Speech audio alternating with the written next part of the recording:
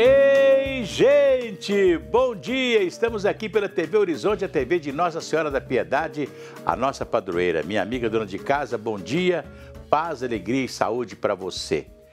Pois é, o prefeito Fuad Noman, de Belo Horizonte, reuniu há poucos instantes no seu gabinete, na Avenida Afonso Pena, a imprensa, e todo mundo pensava que ele estaria anunciando a inauguração daquela obra feita no anel rodoviário que chama obra de escapamento, né, para os caminhões em situação difícil, né, com falta de freio, pode entrar ali à direita e resolver o seu problema de não bater nos outros carros, né?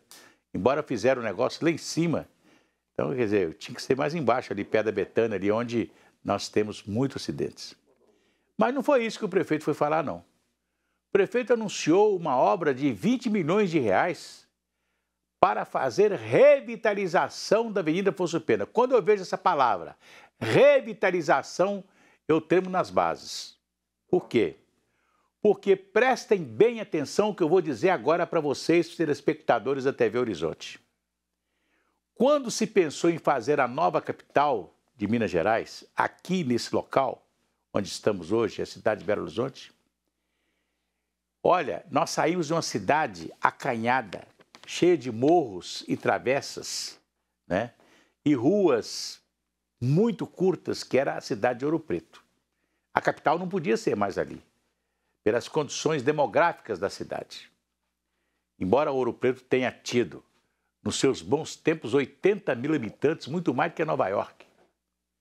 Mas a cidade era impossível para você ter ali uma capital, né? Aí fizemos a nova capital.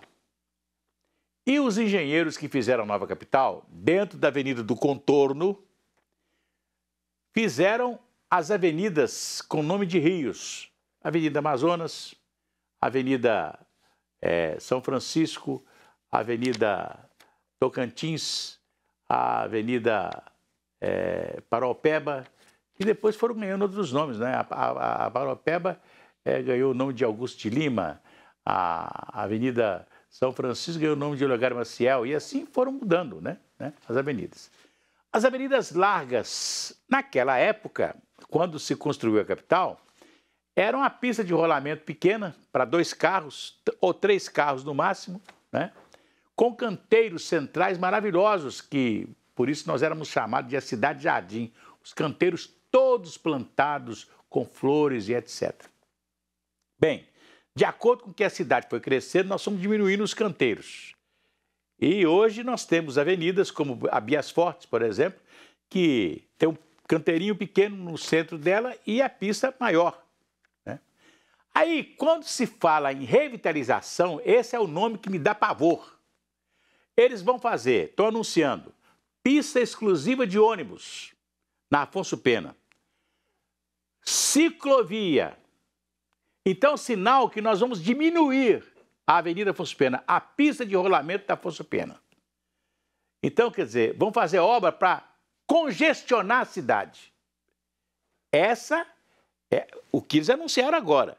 É uma obra para congestionar a cidade. Se eles estivessem anunciando uma obra para alargar mais a Afonso Pena, tirar aquelas coisas que eles fizeram nas esquinas da Afonso Pena, para que fazer aquilo? Né? Diminuir as esquinas e etc. Tal. Se eles estivessem colocando a Afonso Pena no seu tamanho natural, não é verdade? Podendo até colocar o local de passar o ônibus. Mas aí inventam a ciclovia, onde ninguém anda em ciclovia aqui no centro da cidade. Encheram a cidade de ciclovia. Não é dizer que eu sou contra a ciclovia, não. Mas ciclovia, por exemplo, na Pampulha tem ciclovia? Vai lá na Pampulha, está todo mundo andando de bicicleta. Porque lá pode andar de bicicleta, facilita. Agora aqui em Afonso Pena, todo o transporte coletivo de Belo Horizonte passa na Avenida Afonso Pena. Se não passa, atravessa Afonso Pena. Eles fizeram um sistema de transporte da cidade que congestionaram a cidade com transporte coletivo. Eu não sou contra o transporte coletivo, não, mas antes você andava no centro da cidade. Você descia do seu ônibus, andava um pouquinho no centro da cidade, né? A cidade era mais gostosa. Hoje não, é uma cidade, infelizmente, suja, muito suja, barulhenta por causa do ônibus. Onde passa um ônibus é um negócio triste, né? O barulho do ônibus, né? Barulhenta por causa do ônibus e também com uma poluição muito grande pela fumaça dos ônibus, né? Então, quer dizer, aí, se tivesse aqui fazendo um plano para tirar os ônibus da Afonso Pena e deixar a Afonso Pena para ser as lojas, um local gostoso, como era antigamente, onde você passeava pela Afonso Pena, era um lugar bucólico, gostoso, ótimo. Mas só que tem que não, né? Eles vão diminuir as pistas da Avenida Afonso Pena. Então, vão gastar 20 milhões de reais.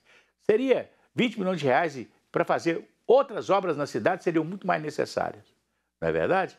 Então, não adianta você gastar 20 milhões na cidade, na Avenida Afonso Pena, diminuir a Avenida Afonso Pena. Olha aqui, gasta um pouquinho de dinheiro, reforma aquela Praça da Rodoviária. A Praça da Rodoviária está um lixo. É um lixo, né? Parece que é a Praça da Poeira, né? Eles tentaram plantar jardim lá, não dá certo, né? Põe fiscalização, né? Tira aquela sujeira da Praça da Rodoviária, seria muito melhor, né? Verdade? Fazer uma obra na Praça da Rodoviária. Agora, vamos mexer na Avenida Afonso Pena, como seja, mexer com quem está quieto, né? A Avenida Afonso Pena precisa reformar os passeios, lavar a cidade, isso é que está precisando, né? Vai gastar 20 milhões que podiam ser gastos em outros lugares, que estão precisando de obras verdadeiramente. Caiu-se um viaduto na cidade de Belo Horizonte, vocês lembram do viaduto, tal do viaduto, Batalha dos Guararapes? Caiu o viaduto, ninguém falou mais nada. Ninguém o que a justiça decidiu, até hoje ninguém conhece, e etc. Não é verdade? Quer dizer, as outras soluções de trânsito que nós estamos precisando. Nós estamos precisando de uma saída no Buritis, né? Tem que fazer uma saída no Buritis ali no anel rodoviário, né? Tem que melhorar o fluxo da Avenida Pedro II, lá no final dela, né? Fizeram uma obra incompleta, tem que ter uma trincheira ali. Tem que fazer uma trincheira entre a Avenida Abílio Machado com a Rua Olinto Magalhães, no Padre Eustáquio ali, né? Para resolver o problema dali da Praça São Vicente. Quer dizer, tem muita obra para fazer na cidade, para gastar na cidade. Não reformar Afonso Pena, quiser você mexer com quem está quieto, quem pelo menos está funcionando, felizmente. Vai tudo bem, muito bem, muito bem, muito bem, muito bem, muito bem, bem. Com pílulas de Lúcia, sabe aquela dorzinha urinária, aquela sensação de queimação e ardor? Pílulas de Lúcia são encontradas nas farmácias e drogarias. Pílulas de Lúcia são antissépticas das vias urinárias. E você sabe, se persistirem os sintomas, o médico deverá ser consultado. Após 2 anos de adiamentos, começou a coleta do Censo Demográfico 2022, realizado pelo IBGE, Instituto Brasileiro de Geografia e Estatística. A Síria Caixeta nos fala sobre isso. Síria. Em Minas Gerais, 18.900 recenseadores irão a campo nos próximos 3 meses para aplicar os questionários nas casas. A projeção da população mineira para este ano é de 21.500.000 habitantes. E o censo será o retrato de todo o país. Pronto? Bom dia, quem está falando é a Meire do IBGE. Eu gostaria de fazer uma pesquisa sobre o censo. Um minutinho só que o responsável vai descer, tá bom? Muito obrigada. É fundamental, né, para o país conhecer melhor, né, a sua população, onde vive, a faixa etária e todas as outras informações, né, que o censo coleta são muito importantes e a gente, como cidadão, tem que contribuir, né, fornecendo essas informações para que a gente conheça melhor a nossa realidade. O IBGE ele possibilita que as pessoas conheçam o país, que elas conheçam o local de moradia, que elas saibam das condições de vida para além delas próprias. Então, e esses dados são os dados estatísticos oficiais do país. Então, tendo esse conhecimento da realidade, é possível, então, pleitear, é possível reivindicar outras políticas públicas que sejam necessárias naquele recorte territorial. Então, o IBGE cumpre esse papel fundamental de fornecer esses dados validados cientificamente, confiáveis, estatisticamente confiáveis, para municiar, para trazer para os cidadãos do país essas ferramentas de reivindicar os seus direitos, de procurar, né, que políticas públicas sejam implementadas e aprimoradas em todo o país. Serão 2 tipos de questionários. O básico, com 26 perguntas e tempo médio de 5 minutos, e o ampliado, com 77 perguntas e tempo estimado de 18 minutos. Todos os recenseadores estarão devidamente identificados. Então, nós temos o colete, né? No colete, nós temos um espaço para o crachá do recenseador ou do agente de coleta.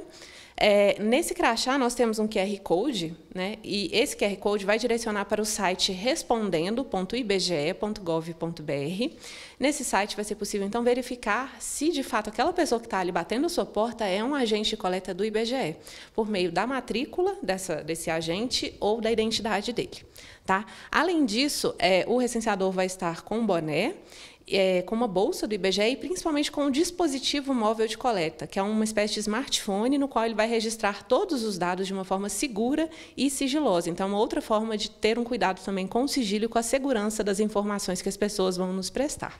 Uma novidade para o Censo 2022 é a captação de coordenadas geográficas de todos os endereços do país. Nós começamos com o cadastro de endereço em 2010, só que esse georreferenciamento, essa coleta de coordenadas geográficas, ela era feita apenas em áreas rurais. Então, em 2017, nós tivemos o censo agropecuário, então houve uma atualização desse cadastro, mas também em áreas rurais. Em 2022, então, nós temos essa novidade, que é a captura de coordenadas geográficas e a atualização mais completa feita até hoje desse cadastro de endereços, com essas coordenadas também em domicílios em áreas urbanas. Então, essa é uma grande novidade, é um produto também muito importante do censo, para além dos dados estatísticos. Só para completar, além de fazer uma avaliação do número de pessoas que estão vivendo nas cidades, né, nos estados e no país inteiro, o IBGE também o censo do IBGE que determina quanto que uma cidade vai receber de fundo de participação dos municípios. Por exemplo, Contagem nunca sai de 400 mil habitantes, no máximo 500 mil habitantes. Para mim, Contagem tem 1 milhão de habitantes. Betim tem a mesma coisa, né? São cidades que se explodiram, né? Mas se você colocar uma cidade de Contagem com 1 milhão de habitantes, vai aumentar o que ela recebe em fundo de participação dos municípios. Então, eles seguram, né, o total, a totalização dos moradores de uma cidade, da população de uma cidade, para segurar um pouco também o que tem que pagar de fundo de participação dos municípios, infelizmente. Pois é, o jornalista Eduardo Costa anunciou ontem que desistiu de ser candidato a vice-governador na chapa do governador Romeu Zema. O governador o convidou e ele era ligado a um partido, ao Cidadania, né? E só que esse partido tem um chamado federação com o PSDB a nível nacional. Como o PSDB tem um candidato aqui a governador, né? Não é para ganhar, mas tem um candidato a governador, né? Então, impediu que o Eduardo Costa, do Cidadania, fosse candidato a vice do Romeu Zema. E desistiu ontem, deu uma entrevista coletiva, desistiu de ser candidato a vice-governador, né? Seria um bom candidato porque conhece bem a região metropolitana, seria um reforço para a candidatura do governador Romeu Zema na região metropolitana. O que não impede dele trabalhar para o Romeu Zema na região metropolitana. Não impede. Ele sair e pedir voto. Isso aí não impede, não, né? Mas ele não vai ser mais candidato, né? E deu entrevista, inclusive reclamou do PSDB que o impediu dele ser candidato a vice-governador na chapa do governador Romeu Zema. É isso aí. Vamos cantar aquela musiquinha? Se a criança acordou, dorme, dorme, menina, tudo calmo, fica como mãe tem. Auricedina. Auricedina é um analgésico e antisséptico de uso local para adultos e crianças, todo mundo sabe. Dor de ouvido, Auricedina. Pois é, as inscrições para quem deseja ser mesário voluntário nas eleições de 2022 estão abertas. A votação está marcada para o dia 2 de outubro e o eventual segundo turno para o dia 30 de outubro. Gabriela Assis nos fala sobre isso. Gabriele.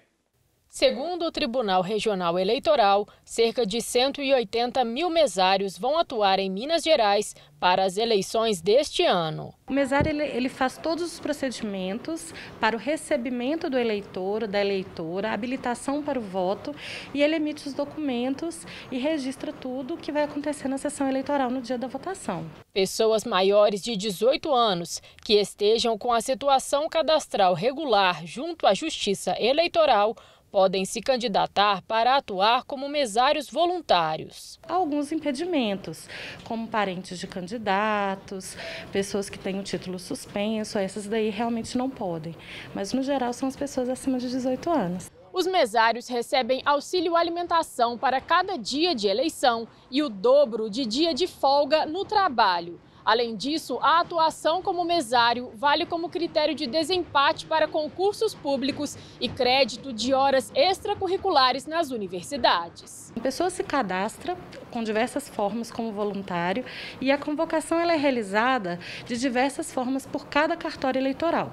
Hoje nós temos o recebimento de convocação por meio do WhatsApp, por meio de e-mail, por carta mesmo, pelo correio, pessoalmente ou até mesmo por telefone. Depois de recebida a convocação, o mesário ou a mesária que não puder comparecer naquele pleito deve solicitar a sua dispensa justificadamente ao juiz eleitoral. Antes, quando se inscreve para o banco de voluntário, a pessoa tem a possibilidade de pedir para incluir e pedir para se retirar. Mas depois da convocação, aí é obrigatório, sob pena de multa e, no caso de servidor público, até de suspensão de dias de serviço. As inscrições podem ser feitas por meio de vários canais do TRE, preferencialmente até o dia 3 de agosto. O meio mais simples é pelo site do TRE, é só acessar o site, se cadastrar. Pode ligar também para o 148, que é o Disque Eleitor, e solicitar a sua inscrição. Pode ser feito também pelo e-Título, pelo aplicativo do Título Eleitoral da Justiça Eleitoral no próprio celular, e pode também diretamente ao cartório eleitoral, seja comparecendo presencialmente ou ligando para o cartório. Pois é, ser mesário nas eleições é um orgulho, né, de você estar servindo a democracia. Quem está na condição de mesário está servindo a democracia do seu país, né? Quando você está aí, por exemplo, na associação comunitária do seu bairro, né, que você é convocado para fazer parte da mesa e de receber os votos daqueles que estão elegendo o novo presidente da associação comunitária, normalmente tem algumas disputas, né? Isso não é gostoso, né? Você está ali participando daquele momento democrático no seu bairro. Então, ser mesário é participar também da democracia de uma maneira geral. O Zoológico de Belo Horizonte desempenha um importante papel, não apenas em relação aos animais que estão sob seus cuidados, mas também auxiliando em projetos de reabilitação e soltura de espécies em seus ambientes de origem. Quem nos fala sobre isso é o André Cristino. André? O passeio no zoológico é programa de lazer para muitas famílias. Apesar de proporcionar entretenimento, as atividades do espaço não se resumem à exibição dos animais. O zoológico tem um papel muito importante na preservação e reabilitação de espécies. A gente vem observando claramente uma evolução do pensamento do jardim zoológico, né, transformando hoje um zoológico moderno onde a preocupação maior é o bem-estar dos animais. Saber por que é que esses animais chegaram aqui na instituição e a melhor forma de cuidar deles, observando exatamente o bem-estar.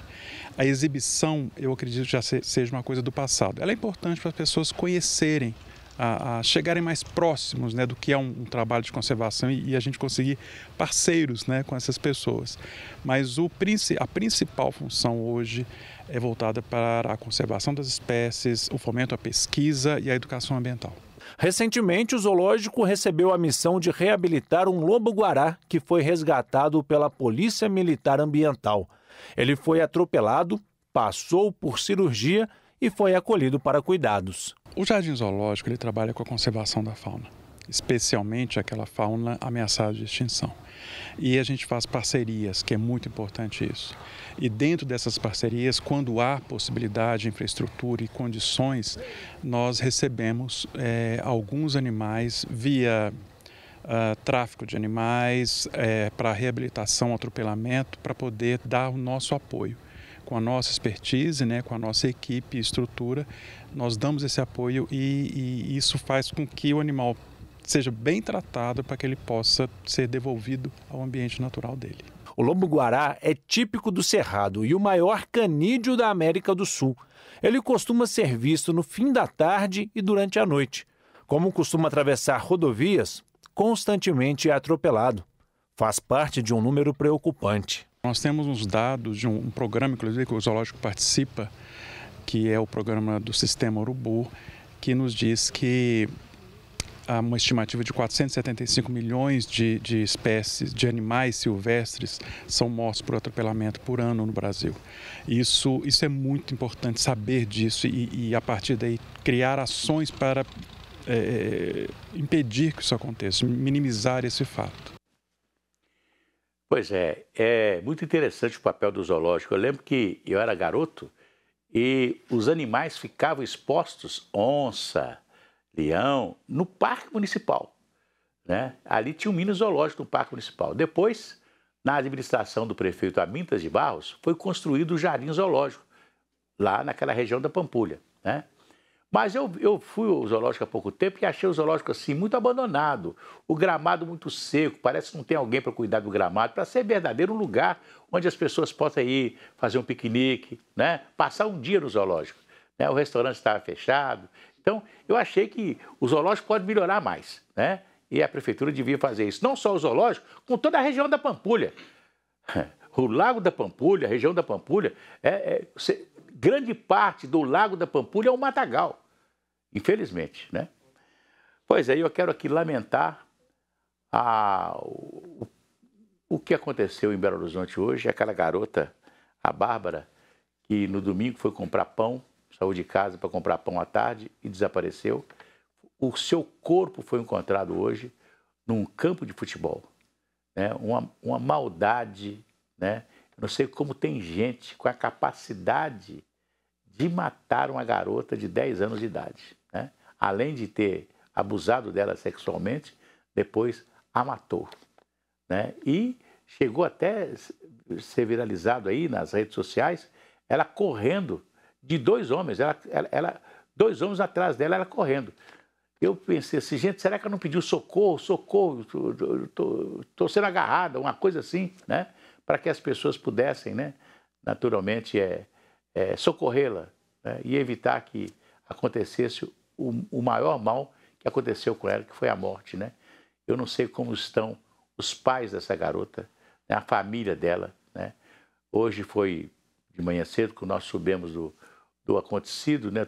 O repórter chorou, as pessoas todas choraram, porque você imagina que você tem parentes que tem filhos, tem netos, não é verdade? A gente tem filhos também, e a gente fica pensando no pior, que é que essa família está passando. Que a gente não gostaria de passar o que eles estão passando, infelizmente. Eu quero pedir a Deus que conforte, né, essa família. Eu sei que esta mãe e esse pai devem ter morrido junto com a filha, né, nesse momento tão difícil, né, que nós estamos passando no Brasil e ainda somos obrigados a enfrentar um caso desse. A polícia está na responsabilidade de pegar esses bandidos, porque esses caras não podem ficar impunes, não. Pelo menos eram 2 que corriam atrás dela.